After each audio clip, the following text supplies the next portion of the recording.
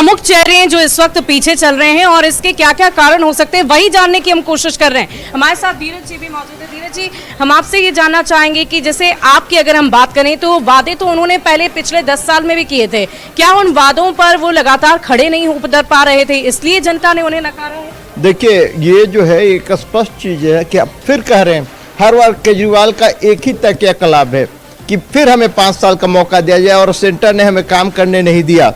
तो इस तरह की एक्सक्यूज से जनता का तो हाल बेहाल हो चुका है।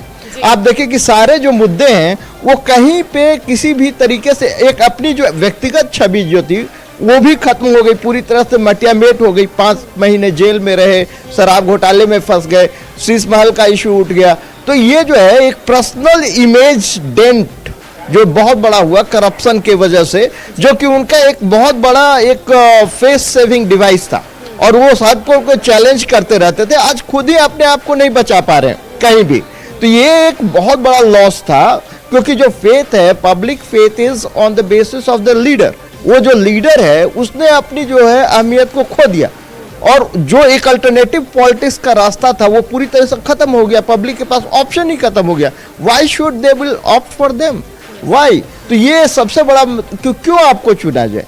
जब भाजपा और कांग्रेस से फेडअप होकर जनता ने इनको रास्ते पे लाया, फिर इन्होंने भी वही काम करना, यानी कि विश्वास तोड़ा है, जनता का विश्वास तोड़ा है। और यही वजह है कि इस बार जनता ने आप नहीं बल्कि बीजेपी को स्वीकारा है सत्ता में। और देखिए, हमारे सहयोगी शिप्रा लगातार हमारे साथ बनी हुई है। क्या है बड़ी खबर शिप्रा?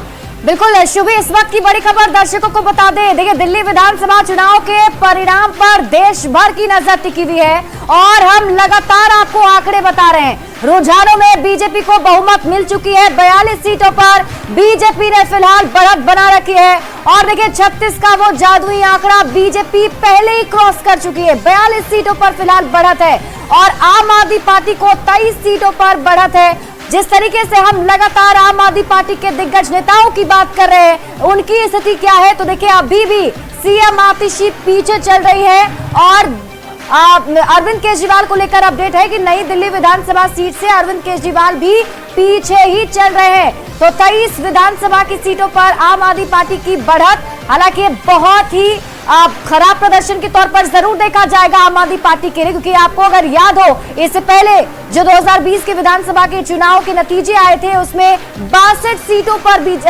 आम आदमी पार्टी ने जीत दर्ज की थी। उसके पहले 67 का वो आंकड़ा था और इस बार सिर्फ और सिर्फ 23 सीटों पर बढ़त बनाए हुए आम आदमी पार्टी ने। और शुरुआत ही अगर हम कहें आम आदमी पार्टी की तो वो कहीं ना कहीं खराब नजर आई।